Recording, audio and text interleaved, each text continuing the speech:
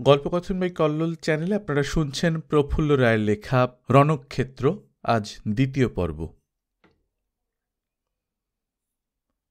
এ বাড়িতে সব শুদ্ধ খান ছয়েক ঘর, ছিঁড়ি ছাঁদহীন ব্যারাক বাড়ির ঘরের মতো এগুলোও পরপর তোলা হয়েছে।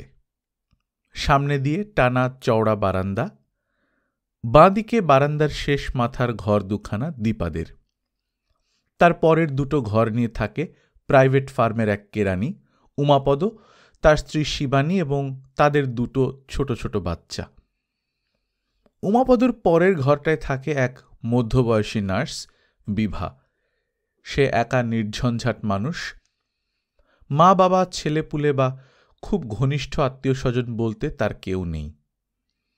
বিভার পাশের ঘরটা এক হিন্দুস্তানি হকারের, নাম রাজেশ্বর সিং, বয়স 50-এর কাছাকাছি। খুব ছোট্ট সংসার রাজেশ্বরের, স্বামী স্ত্রী মিলিয়ে মাত্র দুজন। স্ত্রী গঙ্গা বাঁজা বলে বাচ্চা কাচ্চার ঝামেলা নেই। রাজেশ্বর সারা সকালটা বাঁধা খদ্দেরদের বাড়ি বাড়ি খবরের কাগজ দেয়, তারপর বাকি দিন গড়িয়াহাটায় নানা রকম ম্যাগাজিন ট্যাগাজিন বেচে। ওখানে এক বাড়ির দেওয়ালে তার ছোটখাটো একটা স্টল আছে। সব মিলিয়ে এই বাড়িতে মোটমাট 4 ভাড়াটে। টানা বারান্দার নিচে এক ফালি চাতাল। চাতালটা বহুকাল আগে সিমেন্ট দিয়ে বাঁধানো হয়েছিল। এখন ফেটে চাকলা চাকলা সিমেন্ট উঠে ভেতরের মাটি বেরিয়ে পড়েছে।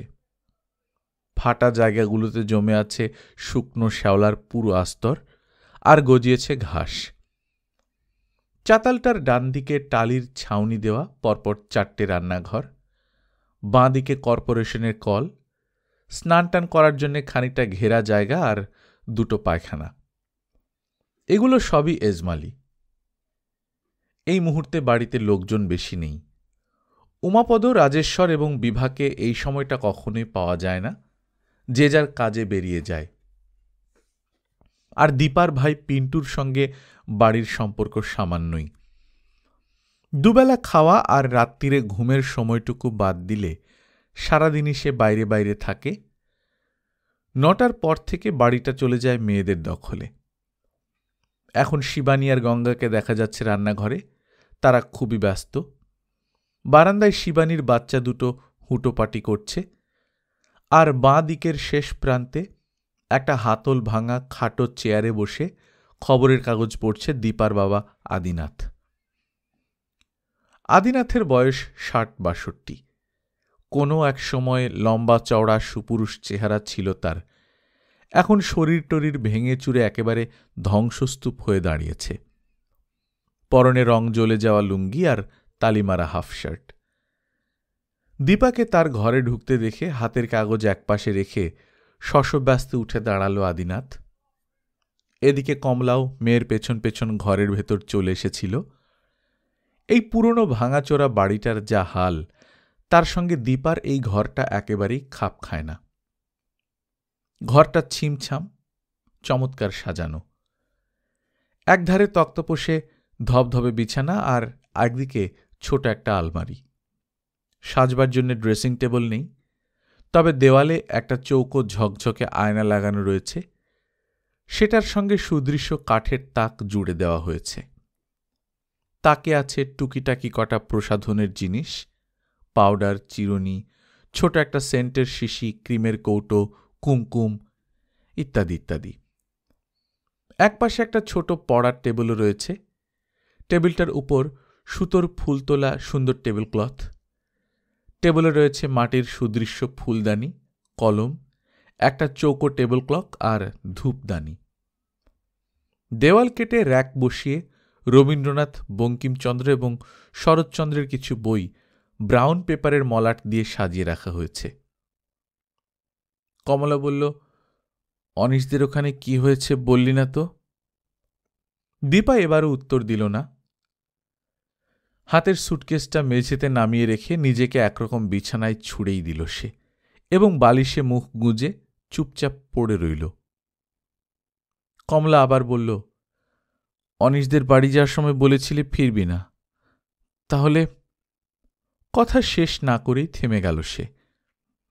কমলার না বলা কথার মধ্যে অনুচ্চারিত একটা প্রশ্ন ছিল, সেটা বুঝতে অসুবিধা হয় না দীপার। তবু সে চুপ করেই থাকে। যেভাবে কিছুক্ষণ আগে দাঁতে দাঁত চেপে প্রবল ব্যক্তিত্ব সম্পন্ন মণিমোহনের সঙ্গে যুদ্ধ সে করেছে, তাতেই তার সবটুকু শক্তি শেষ। এই মুহূর্তে কথা বলতে ইচ্ছা করছে না, এমনকি কারোর সঙ্গই ভালো লাগছে না। কমলা তক্তপোষের কাছে এসে দাঁড়াল, অনেকটা ঝুঁকে জিজ্ঞেস করল, ওদের সঙ্গে দেখা হয়নি? মা যেভাবে একটানা ঘ্যান ঘ্যান করে চলেছে, তাতে কতক্ষণ আর মুখ বুজে থাকা যায়? অবশ্য মাকে দোষও দেওয়া যায় না, তার সম্পর্কে মায়ের উৎকণ্ঠা এবং দুর্ভাবনা তো থাকবেই। অনিচ্ছা সত্ত্বেও দীপা এবার বলল, হয়েছে। তবে তোমার কি ধারণা ওরা আমাকে বরণ করে ঘরে তুলে নেয়ার জন্য হাত ধুয়ে বসেছিল? শ্বাস টানার মতো শব্দ করে কমলা বললে, কিন্তু তুই তো ওখানে থাকার জন্যই গিয়েছিলি। দীপা বালিশ থেকে মুখ না তুলেই বলল, হ্যাঁ গিয়েছিলাম। নিজের সম্মান আর ভবিষ্যতের জন্য আমাকে তো চেষ্টা করতেই হবে। কিন্তু কিন্তু কি? তুমি কি জানো, দীপা বলতে লাগল, ওদের বাড়িতে কত চাকর বাকর আর দারোয়ান আছে? কমলা বলল, থাকতেই পারে, তুই তো বলেছিস ওরা খুব বড় লোক। একটু চুপ করে থাকল দীপা, তারপর বলল, চাকর দারোয়ান ডেকে অনিশের বাবা মাকে বাড়ি থেকে বার করে দিয়েছে। শঙ্কিত মুখে কমলা জিজ্ঞেস করল, চাকরেরা তোর গায়ে হাত তুলেছে নাকি? নিজের থেকে বেরিয়ে না এলে তুলত। দরজার বাইরে একটা চাপা ফ্যাঁস ফ্যাঁসে গলা শোনা গেল। হারামিদের এত বড় অস্পর্ধা! আমার মেয়ের গায়ে হাত তুললে চামড়া গুটিয়ে দিয়ে আসতাম। আদিনাথের গলা। মুখ না তুলেও দীপা টের পেল বাবা বারান্দার কোণ থেকে উঠে এসে দরজার কাছে দাঁড়িয়ে আছে। আদিনাথের এই আস্ফালনের দাম কানাকড়িও নয়। দীপা জানে, দুর্বল ভীরুর পাল দূর থেকেই চোটপাট করে, কাছে যাওয়ার সাহস তাদের নেই। নইলে দীপার এমন মারাত্মক ক্ষতির কথা জানবার পরও বাড়িতে হাত পা গুটিয়ে বসে থাকত না আদিনাথ। দৌড়ে গিয়ে অনিশের টুঁটি ধরে এনে ম্যারেজ রেজিস্ট্রারের কাছে চলে যেত। এসব না করে বাড়িতে বসেই সে শুধু চেঁচামেচি করছে। কমলাও জানে তার স্বামীর দৌড় কতটা। তার কথার উত্তর না দিয়ে দীপাকে জিজ্ঞেস করল, অনিশ তখন ও বাড়িতে ছিল? দীপা বলল, ছিল, তার সামনেই তো ওর বাবা আমাকে অপমান করল। কমলা চমকে উঠল। অনিশ দাঁড়িয়ে দাঁড়িয়ে সব দেখল? বাপকে কিছু বলল না? কিছুই না, উল্টে জানালো সে আমাকে চেনে না, কোনো জন্মেও দেখেনি, ভয় দেখিয়ে নাকি আমি ওদের বাড়িতে ঢুকতে চাইছি। বাইরে চাপা হিংস্র গলায় গর্জে উঠলেন আদিনাথ, বিশ্বাসঘাতক জানোয়ার! কমলা আর দাঁড়িয়ে থাকতে পারছিল না, তার পায়ের জোর যেন আলগা হয়ে যাচ্ছিল, মাথাটা ভয়ানক টলছিল। আবছা গলায় বলল, এত বড় সর্বনাশ করার পর এমন কথা বলতে পারল অনিশ? মুখে বাঁধল না? দীপা কিছু বলল না। হঠাৎ সে টের পেল চোখের মণি ফাটিয়ে জলের স্রোত বেরিয়ে আসছে। দীপার পিঠে একটা হাত রেখে কমলা খুব আস্তে করে ডাকল, বুনা। দীপা অনুভব করল মায়ের হাতটা ভয়ানক কাঁপছে। তার ছোঁয়ার মধ্যে ভয়, উদ্বেগ, মমতা, এমনি কত কি যে মেশানো। সে বলল, কি বলছো মা? কমলা বলল, এখন কি করবি তুই? ওরা তো কিভাবে তাড়িয়ে দিল। অনিশদের বাড়ি থেকে ফিরে আসার পর দীপা এতই বিপর্যস্ত হয়ে পড়েছে যে কোনো কিছুই স্পষ্ট ভাবার শক্তিটুকু পর্যন্ত অবশিষ্ট নেই। পেটের বাচ্চাটাকে নিয়ে সে কি করবে? তার গর্ভবতী হওয়ার খবর জানাজানি হওয়ার পর লোকে তার গালে কি পরিমাণ চুনকালি মাখাবে, তার জন্য কতটা অসম্মান ও দুর্নাম অপেক্ষা করছে, এই মুহূর্তে এসব চিন্তা করতে পারছে না দীপা। মায়ের কথায় মাথার ভেতর প্রচণ্ড বিস্ফোরণ ঘটে গেল যেন। শিরদাঁড়ার ভেতর দিয়ে বিদ্যুৎ চমকের মতো কিছু ওঠানামা করতে লাগল। আচমকা উদ্ভ্রান্তের মতো মুখটা বালিশে ঘষতে ঘষতে সে চিৎকার করে উঠল, যাও তোমরা, যাও! আমার কিচ্ছু ভালো লাগছে না, কিচ্ছু ভালো লাগছে না। কমলা আর দাঁড়াল না। ভয়ে ভয়ে মেয়ের দিকে একবার তাকিয়ে দ্রুত ঘরের বাইরে বেরিয়ে গেল। মুখ না ফিরিয়ে দীপা টের পেল বাবাও দরজার পাশ থেকে সরে গেছে। অনেকক্ষণ পর অস্থিরতা কমে এলো দীপার। উত্তেজিত স্নায়ুগুলো ক্রমশ শান্ত হয়ে আসছে। আস্তে আস্তে মুখ তুলল সে। থুতনিটা বালিশে ডুবিয়ে দূর মনস্কের মতো সামনের জানলা দিয়ে বাইরে তাকাল। জানলার গা ঘেঁষে একটা নিম গাছ, নিচে কিছু আগাছা, ভাঙা ইটের টুকরো, কাচের টুকরো, নানা রকমের জঞ্জাল ইত্যাদি। তারপরেই ভাঙাচোরা পাঁচিল, পাঁচিলের পর সরু গলি, গলি পেরিয়ে এই অঞ্চলের বিখ্যাত ঢালিপাড়ার বস্তি। বস্তির মুখে ২-৩টে মুদি দোকান, পানবিড়ির দোকান, আর আছে চায়ের স্টল। এই স্টলগুলোর সামনে কাঠের বেঞ্চে চিরস্থায়ী একটা ভিড় সারাক্ষণ অনড় হয়ে থাকে।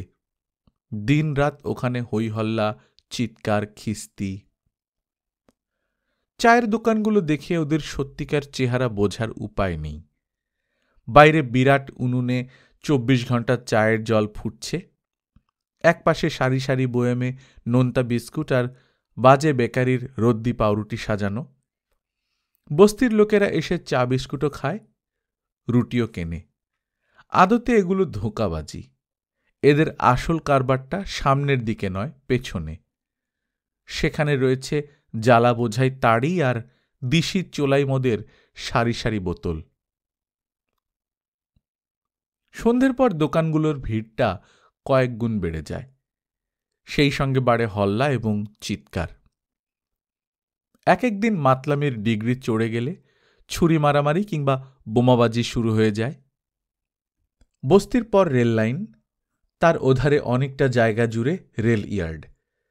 সেখানে বোম্বে, মাদ্রাজ, হরিয়ানা থেকে মাল বোঝাই হয়ে অগুন্তি ওয়াগন আসে। সর্বক্ষণই ওখানে কয়েকশো ওয়াগন দাঁড়িয়ে থাকে। ঢালিপাড়া বস্তির সমস্ত সমস্যা এবং ঝামেলার উৎস ওই ওয়াগনগুলো। এখানে ওয়াগন ব্রেকারের ৩-৪টে গ্যাং আছে। ওয়াগনের দখল নিয়ে তাদের মধ্যে প্রায় রোজ খুনোখুনি তো হচ্ছেই। তার উপর রয়েছে রেল পুলিশের সঙ্গে প্রতি রাত্রেই এনকাউন্টার। বোমা, রাইফেল আর স্টেনগানের শব্দে তখন সমস্ত এলাকা থরথর কাঁপতে থাকে। এই মুহূর্তে বস্তির মাথায় যে আকাশের লম্বাটে অংশটা দেখা যাচ্ছে, সেখানে এলোমেলো টুকরো টুকরো মেঘ ঘুরে বেড়াচ্ছে, আর চোখে পড়ছে কটা চিল। অলস ডানা মেলে তারা বাতাসে ভেসে বেড়াচ্ছে। দীপা বস্তির মাথায় স্কাইলাইন, মেঘ, চিল, চায়ের দোকান এসব কিছুই দেখছিল না। কয়েক মাস আগের একটা রাতের ছবি তার চোখের সামনে অদৃশ্য কোনো স্ক্রিনে যেন ফুটে উঠছিল। এবছর মারাত্মক বর্ষা গেছে। কলকাতার আবহাওয়া অফিস জানিয়েছিল ৫০ বছরের মধ্যে এত বৃষ্টি আর হয়নি। অর্ধ শতাব্দীর এই রেকর্ড বর্ষণে কলকাতা একেবারে ডুবে গিয়েছিল। জুন মাসের মাঝামাঝি সেই দিনটায় খুব সম্ভব এই বছরের সবচাইতে বেশি বৃষ্টি হয়েছিল। সকাল থেকেই পাহাড়ের মতো কালো ভারী মেঘে আকাশ ঢেকে গিয়েছিল। যত বেলা বাড়ছিল মেঘের ভারে আকাশটা যেন ঝুলে পড়ছিল। ভোর হতে না হতেই অল্প অল্প বৃষ্টি শুরু হয়েছে সেদিন। কিন্তু তা দেখে বিকেল পর্যন্ত বোঝা যায়নি সন্ধ্যের সময় গোটা শহর লণ্ডভণ্ড করে অমন বিপর্যয় ঘটে যাবে। তখন ভবানীপুরে বিকেলের দিকে একটা টিউশনি করত দীপা। ২:৩০ কি ৩টে বাজলে সে বাড়ি থেকে বেরিয়ে পড়েছিল। বেরুবার মুখে কমলা বলেছিল, আকাশের যা অবস্থা, আজ না হয় নাই গেলি। দীপা বলেছে, যে মেয়েটাকে পড়াই, আসছে সপ্তাহে তার হাফ ইয়ারলি পরীক্ষা, এখন না গেলে চলে? কিন্তু জোরে বৃষ্টি নামলে তো বিপদে পড়ে যাবি, ফিরবি কি করে?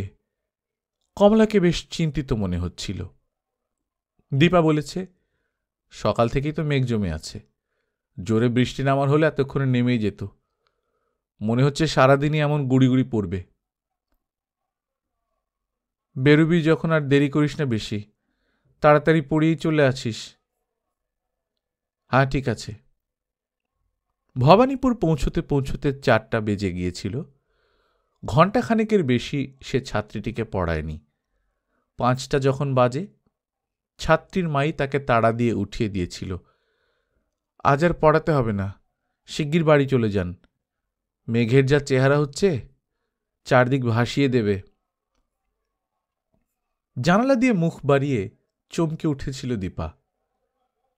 আকাশের যে রং দেখে সে বেরিয়েছিল, এর মধ্যে কখন যেন তার গায়ে কেউ আরও 10 মোচ আলকাতরা লাগিয়ে দিয়েছে। মেঘের পাহাড় কলকাতার ওপর আরও অনেকখানি নেমে এসেছে। ছাত্রীর বাড়ি থেকে বেরিয়ে সবে বাস রাস্তায় এসেছে দীপা, আকাশটাকে ভেঙে চুরে বৃষ্টি নেমে গেল। সেই সঙ্গে উল্টোপাল্টা ঝোড়ো হাওয়া কলকাতার হাড় গুঁড়িয়ে দিতে দিতে চারদিকে ঘোড়া ছুটিয়ে যেতে লাগল। ব্যাগ থেকে দীপা সবে ছাতাটা খুলেছে, সঙ্গে সঙ্গে দমকা তেজি হাওয়ায় সেটার ডাঁটিগুলো মটমট করে ভেঙে গেল। দুর্যোগের হাত থেকে নিজেকে বাঁচানোর জন্যে দৌড়ে সামনের একটা ঝোলানো বারান্দার তলায় অগুন্তি লোকের মধ্যে গিয়ে দাঁড়িয়েছিল সে। তারপর 1.5-2 ঘণ্টা এমন তোড়ে বৃষ্টি পড়ল যাতে 10 ফুট দূরের কিছুই প্রায় দেখা যায়নি। প্রবল ঝড় রাস্তার ধারের অনেকগুলো বিরাট বিরাট গাছ শেকড় শুদ্ধ উপড়ে এনে মাটিতে শুইয়ে দিয়েছিল। কলকাতায় আধ ঘণ্টা মাঝারি ধরনের বৃষ্টি হলে 1.5 ফুট জল জমে যায়। সেদিন যা ঘটেছিল সেটা পৃথিবীর আদিম দুর্যোগের মতো ভয়াবহ। একটানা প্রচণ্ড বৃষ্টিতে বুক সমান জল জমে গিয়েছিল। ইঞ্জিনে জল ঢুকে কয়েকশো ট্যাক্সি, বাস, প্রাইভেট কার, অটোরিকশা অচল হয়ে চারপাশে দাঁড়িয়ে পড়েছিল। ঝুলন্ত বারান্দার তলায় প্রচণ্ড বৃষ্টির ছাটে অনবরত ভিজতে ভিজতে রীতিমতো ভয়ই পেয়ে গিয়েছিল দীপা। বারবার মনে হচ্ছিল মায়ের কথা শুনলেই ভালো করত। এত মেঘ মাথায় নিয়ে বাড়ি থেকে বেরোনো ঠিক হয়নি, কিন্তু যা হওয়ার তা তো হয়েই গেছে। এখন কিভাবে সে বাড়ি ফিরবে? 2-1টা বাস যাও জল ঠেলে ঠেলে আসছে, 1 সেকেন্ডও দাঁড়াচ্ছে না। দাঁড়ালেই বা কি, সেগুলোর পেটের ভেতরে 1 ইঞ্চিও ফাঁক নেই।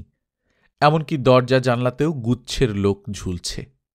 মানুষের সেই নিরেট দেওয়াল ফুঁড়ে কার সাধ্য বাসে ওঠে? বিশেষ করে তার মতো একটা মেয়ের পক্ষে এটা প্রায় অসম্ভব ব্যাপার। রাস্তার যা হাল, তাতে গোটা কলকাতা একরকম অচলই হয়ে গেছে। এর মধ্যে 2.5 মাইল জল সাঁতরে বাড়ি পৌঁছনোর কথা ভাবা যায় না। রাস্তার কোথায় ম্যানহোল খোলা আছে, কোথায় টেলিফোন বা সিএমডি এর লোকেরা গর্ত খুঁড়ে রেখেছে তাই বা কে জানে। ইলেকট্রিকের তার ছিঁড়ে যেখানে সেখানে মরণ ফাঁদ তৈরি হয়ে আছে। এই অবস্থায় বাড়ির দিকে যাওয়া মানে মৃত্যু প্রায় অবধারিত। 1.5 ঘণ্টা পর জলের তোড় কমে এসেছিল, সেই সঙ্গে হাওয়ার দাপটও। তবে একটানা ঘ্যান ঘ্যানে বৃষ্টি পড়েই যাচ্ছিল। এদিকে ঝুল বারান্দার তলায় 2 ফুটের মতো জল জমে গেছে। বৃষ্টির ছাটে আগেই সারা শরীর ভিজে সপসপে হয়ে গিয়েছিল দীপার। মাথা থেকে, শাড়ি জামা থেকে সমানে জল ঝরছিল। হাতের আঙুলগুলো ভিজে ভিজে সিঁটিয়ে গেছে। ভীষণ শীত করছিল তার।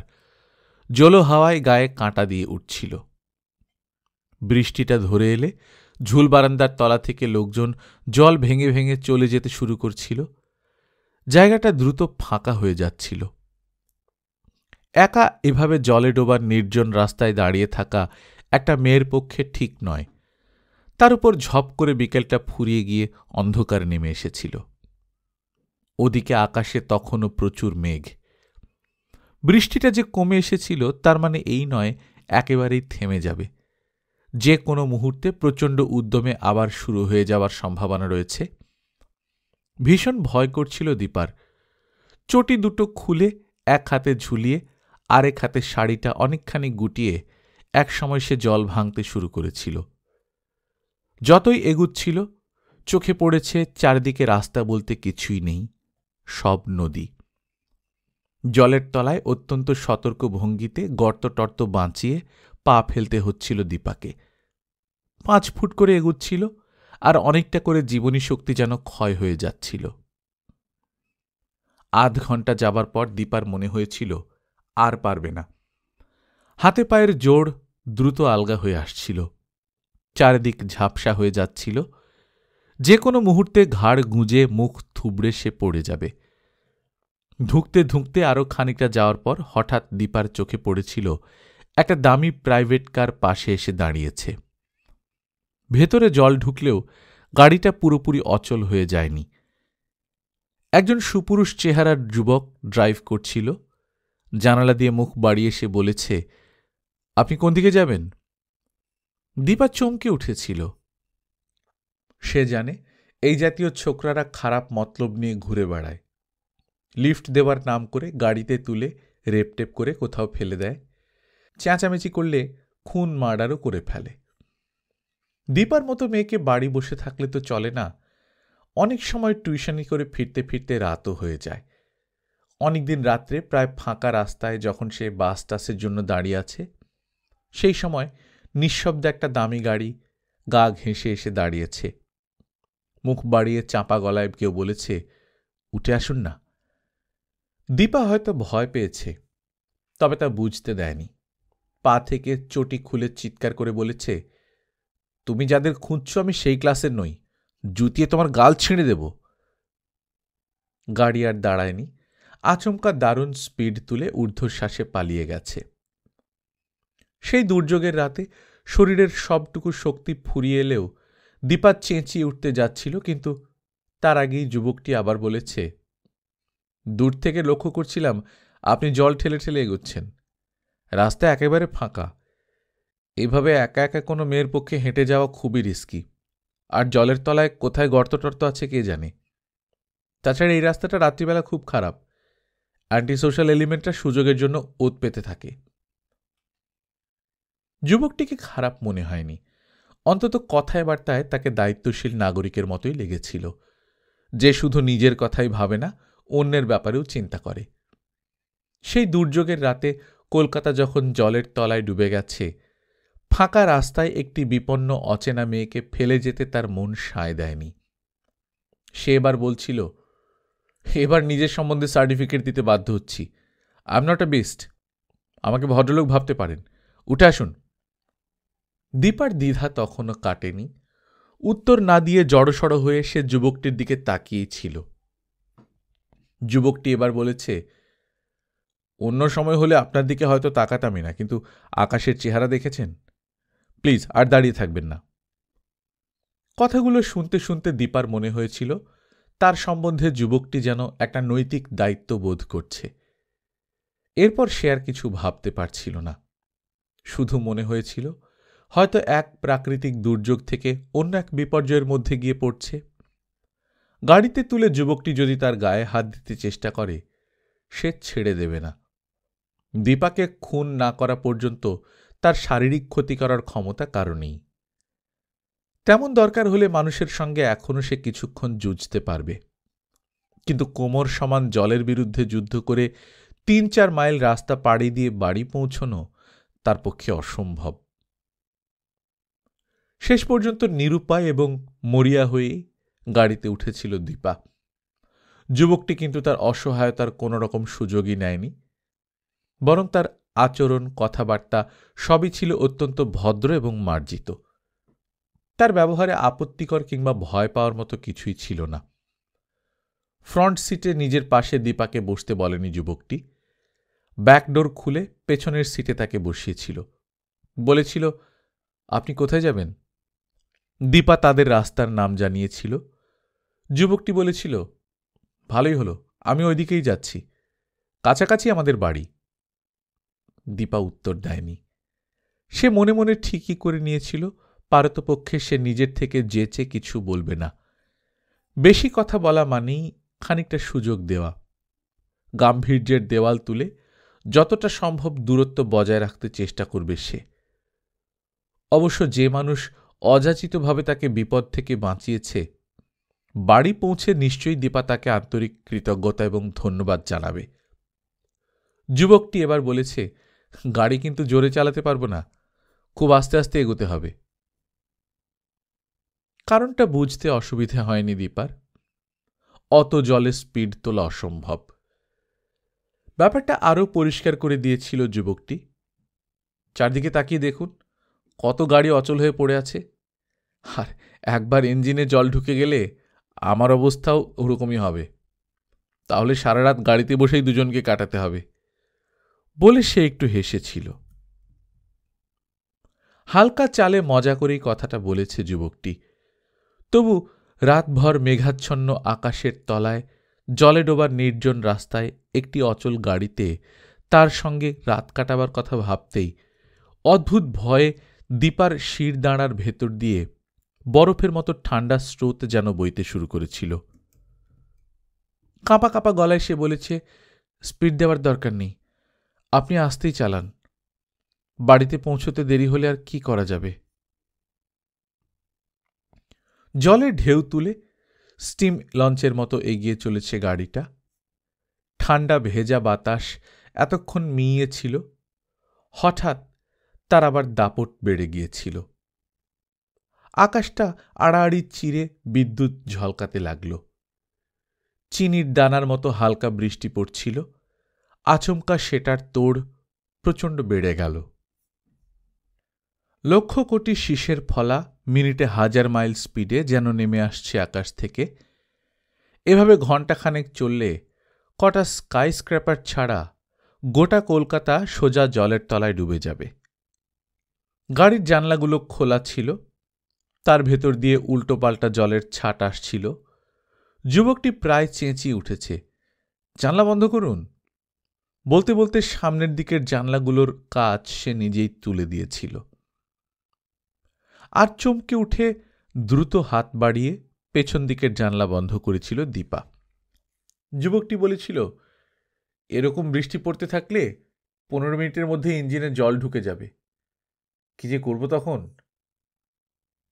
গাড়ির ভেতর কম পাওয়ারের যে নীলাভ বাল্বটা জ্বলছিল তার আলোয় তাকে খুবই চিন্তিত দেখাচ্ছিল। দীপা কিছু বলেনি, তবে সেও খুব উৎকণ্ঠিত হয়ে উঠেছিল। টের পাচ্ছিল ভেতরকার উদ্বেগ তার চোখে মুখেও ফুটে বেরিয়েছে। শেষ পর্যন্ত অবশ্য ইঞ্জিনের জল ঢোকেনি। বৃষ্টিটা হঠাৎ যেভাবে প্রবল বেগে আবার পড়তে শুরু করেছিল, তাতে মনে হয়েছিল বাকি রাতটুকু আর থামবে না। কিন্তু 10 মিনিটের মধ্যেই হঠাৎই থেমে গিয়েছিল। আর যুবকটি রাস্তার জলের বিরুদ্ধে একটানা যুদ্ধ করে করে যখন ঢালিপাড়ার বস্তির কাছে চলে এসেছিল, তখন 1টা বেজে গেছে। কাছাকাছি এলেও দীপাদের বাড়ি পর্যন্ত যাওয়া সম্ভব হয়নি, কেননা ওদিকটা খুবই নিচু। দীপাদের অঘোরনন্দী লেনে তখন কম করে 3.5 ফুটের মতো জল। যুবকটি এক জায়গায় গাড়ি থামিয়ে বলেছিল, আপনাদের বাড়ি এখান থেকে কত দূর? দীপা বলেছিল, সামনের ওই রাস্তাটা ডান দিকে ঘুরে যেখানে আরেকটা রাস্তা গিয়ে পড়েছে, সেই মোড়ের মাথায়। আপনাকে এই রাস্তাটুকু জল ঠেলে হেঁটে যেতে হবে, গাড়ি নিয়ে ওদিকে যাওয়া ইম্পসিবল। ইঞ্জিনে জল ঢুকলে আমি আর বাড়ি ফিরতে পারবো না। না না, আপনাকে যেতে হবে না। গাড়ি থেকে নেমে দীপা বলেছিল, আমার জন্য আপনার অনেক কষ্ট হলো, আপনাকে যে কি বলে ধন্যবাদ দেব। ধন্যবাদের কিছু নেই, কেউ বিপদে পড়লে আরেকজনকে তো পাশে এসে দাঁড়াতেই হয়। ভদ্র পরোপকারী এই যুবকটিকে সেই মুহূর্তে খুব ভালো লেগেছিল দীপার। বলেছিল, এত কাছে এলেন অথচ বাড়ি নিয়ে যেতে পারছি না, রাস্তার যা হাল। যুবকটি হেসে বলেছিল, পরে কখনো দেখা হলে যাওয়া যাবে। আচ্ছা চলি, নমস্কার। নমস্কার বলেই হঠাৎ কিছু একটা মনে পড়ে গিয়েছিল যুবকটির। খুব ব্যস্ত হয়ে উঠেছিল সে। ওই দেখুন, একসঙ্গে এতটা সময় কাটালাম অথচ কেউ কারো নাম জানি না। আমি অনিশ চ্যাটার্জি। দীপা তার নাম জানিয়ে জলের ভেতর সতর্ক পা ফেলে ফেলে বাড়ির দিকে এগিয়ে গিয়েছিল।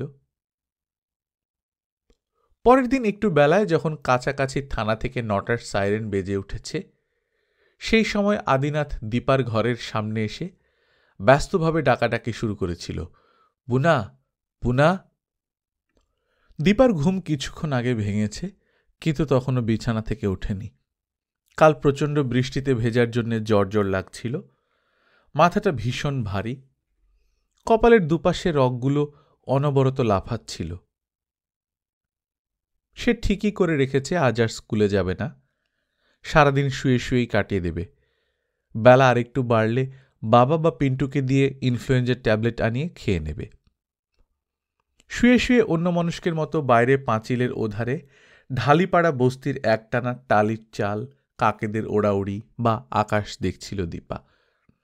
কাল অনেক রাত্রিরে বাড়ি ফেরার পর আর বৃষ্টি হয়নি। জলে ধোয়া আকাশ বেলা 9টার রোদের ঝকঝক করছিল। আকাশের দিক থেকে নিচে তাকালেই চোখে পড়ছিল তাদের অঘোরনন্দী লেনে এবং তার আশেপাশের সব জায়গাতেই কালকের বৃষ্টির জল খানিকটা খানিকটা জমে আছে। এখানে একদিন তোড়ে বৃষ্টি হলে জল সারতে 3 দিন লেগে যায়। আদিনাথের ডাকাডাকিতে ধড়মড় করে উঠে বসেছিল দীপা। কি বলছো? একটি ছেলে তোর সঙ্গে দেখা করতে এসেছে। কে? চিনি না, আগে দেখিনি। নাম বলল অনিশ। এই নামের কাউকে প্রথমটা চিনতেই পারেনি দীপা। পরক্ষণেই কাল রাতের সেই যুবকটির কথা মনে পড়ে গিয়েছিল। রাত্রে পৌঁছে দিয়ে সকালেই যে সে আবার চলে আসবে এটা ভাবা যায়নি। দীপা হকচকিয়ে গিয়েছিল, বলেছিল, অনিশ কোথায়? বাইরে দাঁড়িয়ে আছে। 1 মিনিট দাঁড়াতে বলো, ঘরটা গুছিয়ে নি। আদিনাথ বেশ অবাকই হয়ে গিয়েছিল। ছেলেটা কে রে? চেহারা জামা কাপড় তো বেশ ভালো ফ্যামিলির মনে হচ্ছে। ক্ষিপ্র হাতে বিছানা তুলে একটা ধবধবে চাদর পাততে পাততে দীপা বলেছিল, কাল রাত্রিরে যে আমাকে পৌঁছে দিয়ে গিয়েছিল, মনে হচ্ছে সে। প্রচণ্ড দুর্যোগের মধ্যে কিভাবে বাড়ি ফিরেছে কালই মা বাবাকে জানিয়েছিল দীপা। আদিনাথ আর কোনো প্রশ্ন না করে শশব ব্যস্তে চলে গিয়েছিল। পেছন থেকে বলেছিল, আমার ঘরে এনে বসিও, আমি কলতলায় যাচ্ছি। মুখটুক ধুয়ে মা বাবার ঘর থেকে শাড়ি টাড়ি বদলে মাকে অনিশের জন্য মিষ্টি আনার টাকা দিয়ে ঘরে এসে দীপা দেখল ছোট টেবিলটার পাশে একমাত্র চেয়ারটিতে বসে আছে অনিশ। আদিনাথ একধারে দাঁড়িয়ে তার সঙ্গে কথা বলছে। দীপা আদিনাথের দিকে তাকিয়ে বলেছিল, মা তোমাকে ডাকছে বাবা। হ্যাঁ, যাই। আদিনাথ চলে যেতে বিছানার এক কোণে আস্তে আস্তে বসেছিল দীপা। সে কিছু বলার আগেই হেসে হেসে অনিশ বলেছে, দারুণ একটা সারপ্রাইজ দিলাম তো। সে বলেছিল, তা দিয়েছেন, কিন্তু এই সকালবেলা আপনাকে আশা করিনি। তার চোখ মুখ এবং কণ্ঠস্বর থেকে তখনও বিস্ময় কাটেনি। একরকম বাধ্য হয়েই আমাকে আসতে হয়েছে বলতে পারেন। কিছু না বলে অনিশের মুখের দিকে জিজ্ঞাসু চোখে তাকিয়েছে দীপা। অনিশ বলেছে, কাল রাত্রিরে বাড়ি ফিরে মনে হয়েছিল ওভাবে রাস্তায় জলের মধ্যে আপনাকে নামিয়ে দেওয়াটা ঠিক হয়নি। এদিকটা স্লাম এরিয়া, জায়গাটা ভালো না। আপনাকে বাড়ি পর্যন্ত এগিয়ে দিয়ে আসা উচিত ছিল। বিস্ময় এতক্ষণে অনেকটা থিতি এসেছিল। দীপা হালকা গলায় বলেছিল, ওহ, এই জন্য আমার খোঁজ নিতে এসেছেন? হ্যাঁ। আস্তে মাথা হেলিয়েছিল অনিশ। কিন্তু বলুন। আপনি তো আমাদের বাড়ির অ্যাড্রেস জানেন না, এলেন কি করে? রাস্তাটা কাল দেখিয়ে দিয়েছিলেন, জিজ্ঞেস করে করে চলে এলাম। এটা কি খুব একটা ডিফিকাল্ট ব্যাপার? দীপা বলেছিল, রাস্তায় তো এখনো জল আছে। অনিশ বলেছিল, আছে, তবে কালকের মতো অতটা নেই, 8-9 ইঞ্চি মতো হবে। গাড়ি এনেছেন নাকি? না, কারা ইট পেতে দিয়েছে, তার উপর দিয়ে আসতে অসুবিধা হয়নি। এত কষ্ট করে আসার কোনো মানে হয় না। দীপা হাসতে হাসতে বলেছিল, বাড়িঘরের চেহারা দেখে নিশ্চয়ই বুঝতে পারছেন এই ঝড় বৃষ্টি মাথায় করে নিয়ে আমাকে ঘোরাঘুরি করতে হয়। আমাদের মতো মেয়ের কথা অত ভাবতে নেই। অনিশ কি উত্তর দিতে যাচ্ছিল, মিষ্টির প্লেট আর চা নিয়ে কমলা ঘরে ঢুকেছে, তার পেছনে পেছনে আদিনাথ। কাপটাপগুলো টেবিলের উপর রেখে কমলা বলেছিল, একটু চা খান বাবা। অনিশ বিব্রত মুখে বলেছিল, আমি আপনার চেয়ে অনেক ছোট, আপনি আমাকে আপনি বলবেন না। একটু ইতস্তত করে কমলা শেষ পর্যন্ত বলেছিল, কাল তুমি আমাদের অনেক উপকার করেছ। তোমার সঙ্গে দেখা না হলে মেয়েটার কি যে বিপদ হতো। ভগবান তোমার ভালো করবেন। আদিনাথও গভীর কৃতজ্ঞতা জানিয়েছিল অনিশকে। রাস্তায় কত রকম লোক ঘোরাফেরা করে, কাল রাত্রিরে দীপা তাদের কারো পাল্লায় পড়লে সর্বনাশ হয়ে যেত। ভাগ্যিস অনিশের সঙ্গে দেখা হয়েছিল, ইত্যাদি ইত্যাদি। অনিশ সবিনয়ে জানিয়েছে বিশেষ কিছুই সে করেনি, যে কেউ এটুকু করতে। আদিনাথ বলেছে, কেউ করে না, কেউ করে না। আজকাল মনুষ্যত্ব জিনিসটা আর নেই বললেই চলে। এর মধ্যে কেউ ভালো কিছু করলে মনে হয় মানুষজাতটা একেবারে শেষ হয়ে যায়নি। আদিনাথকে সেই মুহূর্তে আশাবাদী দার্শনিকের মতো দেখাচ্ছিল। অনিশের খুব অস্বস্তি হচ্ছিল। সে বলেছে, এসব শুনলে আমার ভীষণ সংকোচ হয়। আদিনাথ একটু বেশি বকে। অনিশ জানানো সত্ত্বেও তার আবেগ এবং উচ্ছ্বাসের তোড় থামছিল না। অগত্যা কমলাকে বাধা দিতে হয়েছে। তুমি এখন চলো, ওরা কথা বলুক। একরকম জোর করেই স্বামীকে নিয়ে বেরিয়ে গিয়েছিল সে। এরপর অবশ্য বেশিক্ষণ থাকেনি অনিশ, বড় জোর ৫-৭ মিনিট। তারপর বিদায় নিয়েছিল। তাকে বাইরের রাস্তা পর্যন্ত এগিয়ে দিয়ে দীপা বলেছে, এদিকে এলে আবার আসবেন। আচ্ছা, মাথা নেড়েছিল অনিশ। অবশ্য কবে আসবো এক্ষুনি বলতে পারছি না। একটু চুপ। তারপর অনিশই আবার বলেছে, এর মধ্যে আপনার সঙ্গে দেখা হওয়ার সম্ভাবনা বোধহয় নেই, তাই না? অনিশের মনোভাব বুঝতে দেরি হয়নি দীপার। পলকের জন্যে ভেতরে ভেতরে থমকে গিয়েছিল। পরক্ষণেই তার মনে পড়েছে প্রচণ্ড দুর্যোগের রাতে নির্জন জলে ডোবা রাস্তায় গাড়ির ভেতর একা পেয়েও যে তাকে রেপ তো করেইনি, এমনকি ফ্রন্ট সিটে নিজের পাশে পর্যন্ত বসায়নি, তাকে বিশ্বাস করা যায়। এখন পর্যন্ত যতটুকু দেখা গেছে তাতে অনিশকে ভদ্র, শোভন, মার্জিত এবং বিনয়ী মনে হয়েছে। দীপা বলেছিল, আমি ভবানীপুরে বিকেলের দিকে টিউশনি করতে যাই। ওখান থেকে রবীন্দ্র সদনের কাছে এসে বালিগঞ্জের বাস ধরি। কথাগুলোর মধ্যে একটা ইঙ্গিত ছিল, সেটা বুঝতে দেরি হয়নি অনিশের। সে জিজ্ঞেস করেছিল, রোজ টিউশনিতে যান? হ্যাঁ। রবীন্দ্র সদনের কাছে এসে কখন ফেরার বাস ধরেন? 5:30-6টায়। কাইন্ডলি ওই সময় একটু ওয়েট করবেন। আচ্ছা, তবে 7:30টার বেশি আমি বাইরে থাকি না। মা বাবা ভীষণ চিন্তা করে। তার ভেতরেই ফিরে আসবেন। অনিশ চলে গিয়েছিল। আর দীপা বাড়ির বাঁধানো চাতাল পেরিয়ে নিজের ঘরে যেতে যেতে লক্ষ্য করছিল আদিনাথ, কমলা আর পিন্টু বারান্দার ওধার থেকে এক দৃষ্টে তার দিকে তাকিয়ে আছে। সে বুঝতে পারছিল অনিশ সম্পর্কে ওদের কৌতূহল অপরিসীম। যে আগের রাত্রে বাড়ি পৌঁছে দিয়ে পরের দিন ফের খবর নিতে আসে, তার সম্বন্ধে অগুন্তি প্রশ্নের উত্তর দিতে হবে। দীপা দাঁড়ায়নি। কয়েক পলক ওদের দেখে সোজা নিজের ঘরে গিয়ে বিছানায় শুয়ে পড়েছিল। এবং যা আন্দাজ করা গিয়েছিল তাই। 1 মিনিটও কাটেনি, দরজার বাইরে থেকে আদিনাথের গলা ভেসে এসেছিল, পুনা। এটাই প্রত্যাশিত ছিল, কাজেই দীপা চমকে ওঠেনি। আস্তে আস্তে মুখ ফিরিয়ে দরজার কাছে মা এবং বাবাকে দেখতে পেয়েছিল সে। চোখাচোখি হতেই ওরা ঘরে চলে এসেছে।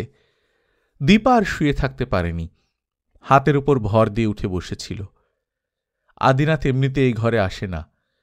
এখন কিন্তু যে চেয়ারটায় কিছুক্ষণ আগে অনিশ বসেছিল সেখানটা জাঁকিয়ে বসল। কমলাও দীপার গা ঘেঁষে বসেছে। অর্থাৎ অনিশের ব্যাপারটা খুঁটিয়ে খুঁটিয়ে না জেনে মা আর বাবা এ ঘর থেকে নড়বে না। কমলা একটু ইতস্তত করে বলেছে, অনিশকে তুই কতদিন ধরে চিনিস? প্রশ্নটার মধ্যে এমন কিছু ছিল যাতে মুহূর্তে স্নায়ুগুলো চকিত হয়ে উঠেছে দীপার। স্থির চোখে মায়ের দিকে তাকিয়ে সে বলেছিল, তোমাদের তো রাত্রিরে ফিরেই বলেছি, কালই ওকে প্রথম দেখলাম। মায়ের মুখ চোখ দেখে মনে হয়নি তার কথা বিশ্বাস করেছে। সে বলেছিল, কাল নামিয়ে দিয়ে আজই আবার চলে এলো। বিরুদ্ধপক্ষের ঝানু উকিলের মতো উল্টোপাল্টা প্রশ্ন করে মা এবং বাবা কি জানতে চাইছে বুঝতে অসুবিধা হয়নি দীপার। একমাত্র রোজগেরে মেয়ে যদি প্রেম করে বসে এবং তার পরিণতি বিয়ে পর্যন্ত গড়ায়, তখন এ বাড়িতে নিশ্চয়ই আর থাকবে না। তার মানে গোটা পরিবারটাকে অবধারিত না খেয়ে মরতে হবে। অনিশের সঙ্গে ভদ্র ব্যবহার করলেও বা তাকে অনেকবার কৃতজ্ঞতা জানালেও তাদের মনে দুশ্চিন্তা এবং প্রবল ভয় ঢুকে গেছে। এটাই স্বাভাবিক। সংসার সম্পর্কে দীপার যথেষ্ট কর্তব্যবোধ এবং মমতা। বাবা মা আর ভাইয়ের জন্যে স্কুলের পরেও মুখে রক্ত তুলে তাকে টিউশনি করতে হয়। তবু বাবা মা এভাবে তাকে সন্দেহ করায় ভীষণ রেগে গিয়েছিল দীপা। রূঢ় গলায় সে বলেছে, কি আবার ব্যাপার? আজ চলে এলে আমি কি করতে পারি? সংসারের একমাত্র প্রতিপালক এবং রক্ষক এভাবে ক্ষেপে উঠবে আদিনাথরা ভাবতে পারেনি। মুহূর্তে তারা নিজেদের গুটিয়ে নিয়েছিল। মিনমিনে গলায় আদিনাথ বলেছিল, না, হঠাৎ এলো কি না, মানে আগে আসবে বলে তো শুনিনি। দীপা উত্তর দেয়নি। কমলা একটু ভেবে এবার জিজ্ঞেস করেছে, অনিশটা কোথায় থাকে? দীপা নিরস গলায় বলেছে, জানি না। কি করে ছেলেটি? মাথার ভেতরটা গরম হয়ে উঠেছিল দীপার। সে ফেটে পড়তে গিয়েও নিজেকে সামলে নিয়েছে। নিষ্পৃহ ভঙ্গিতে বলেছে, জিজ্ঞেস করিনি। সন্দিগ্ধ চোখে কিছুক্ষণ মেয়েকে লক্ষ্য করে কমলা বলেছে, একটা ছেলে হঠাৎ বাড়ি এলো, তার সম্বন্ধে কিছু জানা গেল না? এই পর্যন্ত বলে আচমকা থেমে গিয়েছিল। দীপা ক্ষেপে উঠেছিল, আবার যদি অনিশের সঙ্গে দেখা হয়, ওর তো বটেই, ওর 14 পুরুষের খবর জেনে নেব। বলবো সব লিখে দিন, আমার মা বাবা জানতে চেয়েছেন। একটু থেমে বলেছে, এত যে জানতে চাইছ, তোমাদের মতলবটা কি? আদিনাথ এবং কমলা দুজনেই হকচকিয়ে গেছে। আদিনাথ বলেছে, কিসের আবার মতলব? কিচ্ছু না। কি যে বলিস তুই? কমলা বলেছে, মেয়ে বড় হলে বাপ মায়ের সবসময় দুশ্চিন্তা। তুই যখন মা হবি তখন বুঝতে পারবি। মনের মধ্যে যাই থাক, কমলা যা বলেছে তাতে অনেকখানি যুক্তি আছে। দীপার উগ্র অসন্তুষ্ট ভাবটা নরম হয়ে এসেছিল, তবে সে কিছু বলেনি। আদিনাথ অনিশ সম্পর্কে আর কোনো প্রশ্ন করেনি। সে এবার শুধু বলেছে, তোর শরীরটা ভালো না, এখন শুয়ে থাক, আমি ইনফ্লুয়েঞ্জা ট্যাবলেট নিয়ে আসছি। চলো গো। কমলাকে সঙ্গে করে সে বেরিয়ে গিয়েছিল। ওরা চলে যাওয়ার পর প্রায় সঙ্গে সঙ্গেই হুড়মুড় করে ঘরে ঢুকেছিল পিন্টু। একটা ভুরু ওপরে তুলে আরেকটা ভুরু নিচে নামিয়ে আস্তে আস্তে মাথা ঝাঁকাতে ঝাঁকাতে বলেছিল, দিদি, তুই টেরিফিক। চোখ কুঁচকে ভাইকে দেখতে দেখতে দীপা বিরক্ত মুখে বলেছিল, কিসের টেরিফিক? গুরু, ডুবে ডুবে বেশ ওয়াটার খাচ্ছিলে, এতদিনই ক্যাচ হয়ে গেল। ঠোঁটে ঠোঁট টিপে হাসতে শুরু করেছিল পিন্টু। পিন্টুর ইঙ্গিতটা বুঝতে অসুবিধা হয়নি দীপার। সে ঝাঁঝিয়ে উঠেছে, কিসের ওয়াটার, কিসের ক্যাচ? বুঝে সুঝে নকশা করছে গুরু। গলার স্বর আরেক পর্দা চড়িয়ে দীপা বলেছে, একেবারে আর কি করবি না, ভাগ এখান থেকে। পিন্টু তার কথা গ্রাহ্যই করেনি।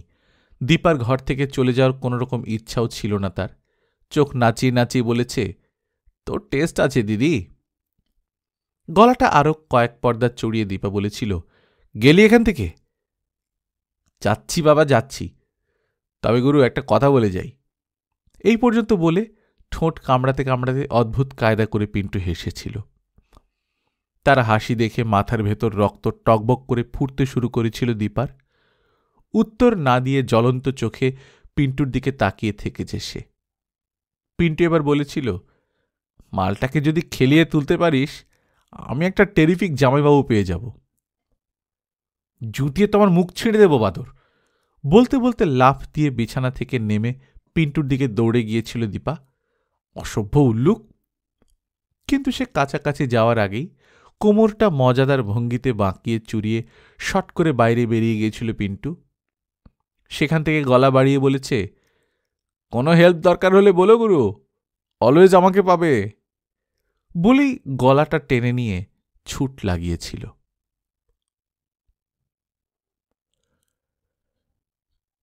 গল্পকথন বাই কল্লোল চ্যানেলে আপনারা শুনছেন প্রফুল্ল রায়ের লেখা রণক্ষেত্র, আজ দ্বিতীয় পর্ব। আমরা নিয়মিত গল্প পাঠ করে শোনাচ্ছি। আপনারা যারা প্রথমবার মতো শুনছেন কাইন্ডলি সাবস্ক্রাইব করে নেবেন। গল্প পাঠ ভালো লাগলে বন্ধুদের সঙ্গে শেয়ার করবেন। নিজে ভালো থাকবেন, আশপাশের লোকজনকে ভালো রাখবেন। টাটা।